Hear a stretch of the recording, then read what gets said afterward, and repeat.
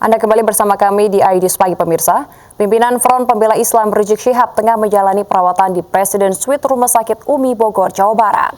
Ya, namun pihak rumah sakit mengonfirmasi tidak mengindikasikan COVID-19. Pihak rumah sakit Umi menyatakan saat ini kondisi kesehatan Rizik Syihab baik. Dokter menjelaskan tidak ada indikasi gejala COVID-19. Menurut dokter, kemungkinan Rizik Syihab kelelahan akibat aktivitas padat sepulang dari Arab Saudi beberapa waktu yang lalu. Rumah sakit sementara ini juga tidak menerima kunjungan selain keluarga Rizik Syihab.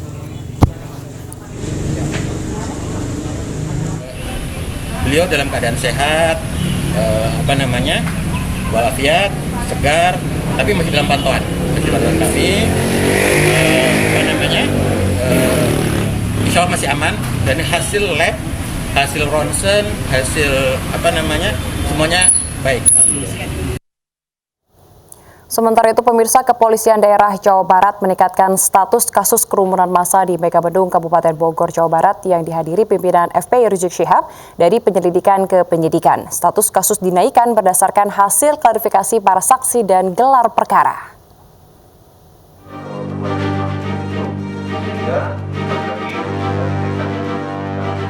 Direktorat Reserse Kriminal Umum Polda Jawa Barat resmi meningkatkan status kasus kerumunan massa di Megamendung Kabupaten Bogor dari penyelidikan ke tingkat penyidikan. Peningkatan status berdasarkan klarifikasi para saksi dan hasil gelar perkara yang digelar Rabu kemarin. Kegiatan yang dihadiri pimpinan Front Pembela Islam Rizik Syihab itu terdapat sejumlah pelanggaran pidana. Mengingat saat kejadian berlangsung, Kabupaten Bogor tengah menerapkan PSBB praadaptasi kebiasaan baru. Diputuskan bahwasanya kegiatan penyelidikan telah ditingkatkan ke penyidikan. Berencana tindak lanjut, penyidik akan melakukan penyidikan, akan memberitahukan penyidikan kepada kejaksaan, selanjutnya berproses sampai dengan nantinya kegiatan gelar penetapan tersangka.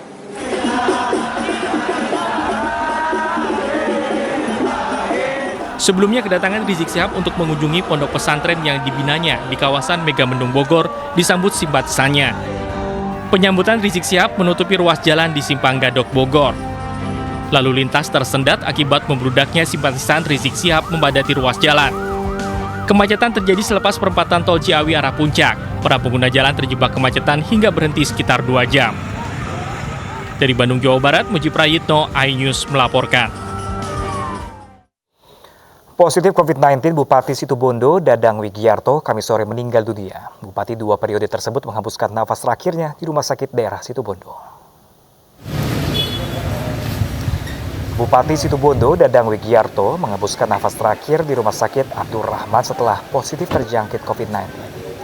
Bupati 2 periode ini telah menjalani perawatan intensif selama 3 hari di Rumah Sakit Rujukan COVID-19 Situbondo.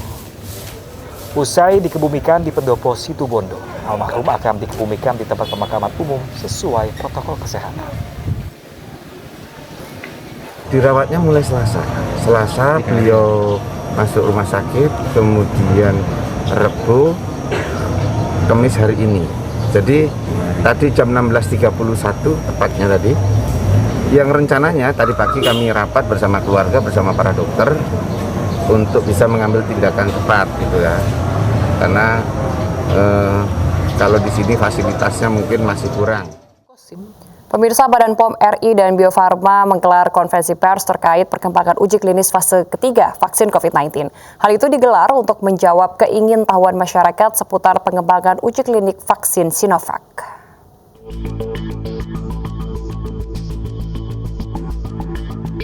Sejak uji klinik fase 3 dimulai pada Agustus lalu, total subjek uji klinik yang ditargetkan yaitu sebanyak 1.620 subjek yang telah disuntikan pertama vaksin, dan pada hari ke-14 total 1.603 subjek telah menerima suntikan kedua. Proses selanjutnya setelah ini adalah pengamatan terhadap vaksin pada semua subjek hingga 6 bulan sesudah pemberian suntikan kedua. Badan Pengawas Obat dan Makanan Republik Indonesia mengatakan berdasarkan informasi yang diperoleh dari hasil inspeksi BPOM, Bio Farma, dan MUI, mutu dan keamanan vaksin COVID-19 buatan perusahaan asal Cina, Sinovac, telah memenuhi aspek cara produksi obat yang baik. Dapat kami laporkan bahwa alhamdulillah dilihat dari aspek mutu dari vaksin tersebut, dengan hasil yang didapatkan dari inspeksi yang dilakukan oleh tim Badan POM bersama dengan Bio Farma, bersama dengan MUI tentunya untuk melihat aspek halalnya, dapat dikatakan produk tersebut sudah memenuhi aspek cara produksi obat yang baik ya di tempatnya, di fasilitas di Cina. Berdasarkan pemantauan selama 1 bulan pasca suntik vaksin COVID-19, dosis kedua terpantau aman dan hal ini berdasarkan pantauan awal terkait dengan hasil analisa, sampel darah, dan lainnya. Saat ini, BPOM masih menunggu proses analisis dan uji klinis tahap 3 yang dilakukan di Kota Bandung, Jawa Barat telah selesai. Dari Jakarta, Lisa Oktaviani, Terry Vansdiba, iNews melaporkan.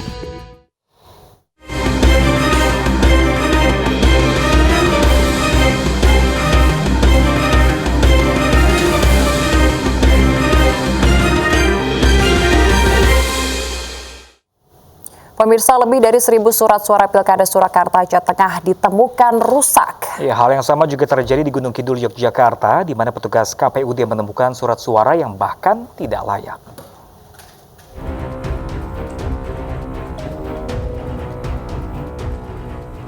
Komisi Pemilihan Umum Daerah Surakarta menemukan kerusakan lebih dari 1.000 surat suara.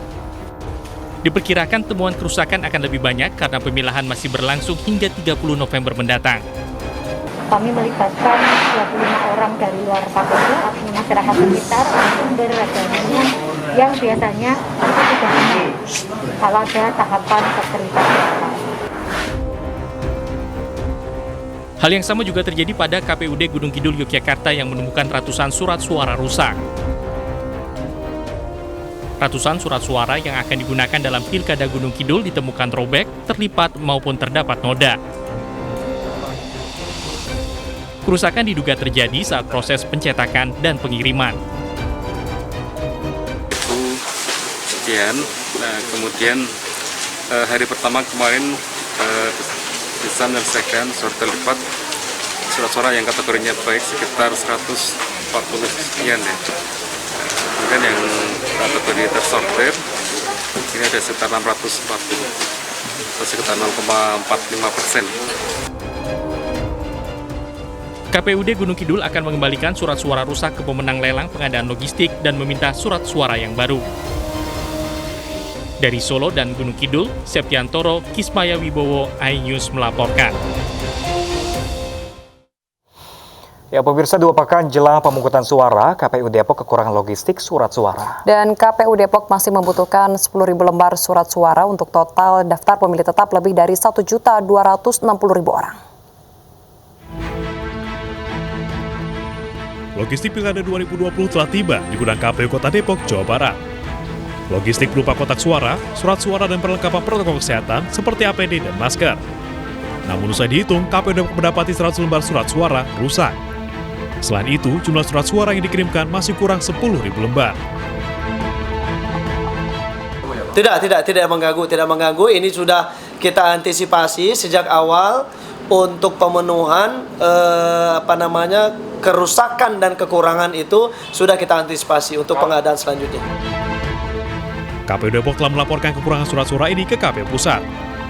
Total surat suara yang dibutuhkan sesuai DPT di Kota Depok adalah sebanyak 1.262.051 lembar.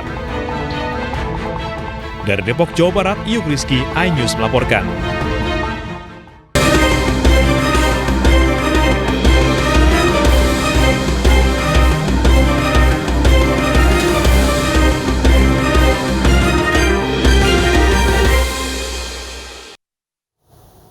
Pemirsa, ajang Indonesia Corporate Travel and MICE atau ICTM 2020 kembali digelar. Ya, kali ini daerah istimewa Yogyakarta berkesempatan menjadi tuan rumah. Diharapkan ajang ini dapat menghidupkan lagi sektor pariwisata yang selama ini terkena dampak pandemi COVID-19. Daerah Istimewa Yogyakarta memiliki beragam panorama wisata yang layak untuk dikunjungi. Potensi ini diharapkan menjadi daya tarik wisatawan domestik dan mancanegara.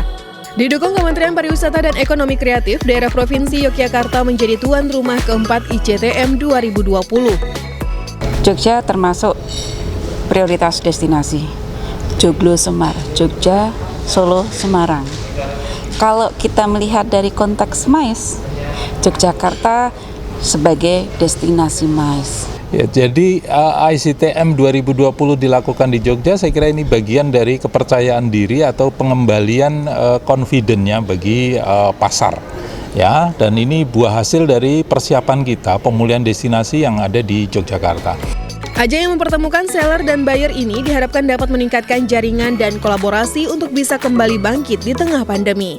ICTM ini sangat baik sekali untuk para pelaku pariwisata di Yogyakarta karena memang agendanya adalah untuk membuat aware para pelaku wisata di Yogyakarta. Saya sebagai buyer bisa bertemu dengan seller dan mendapatkan banyak informasi mengenai kondisi saat ini.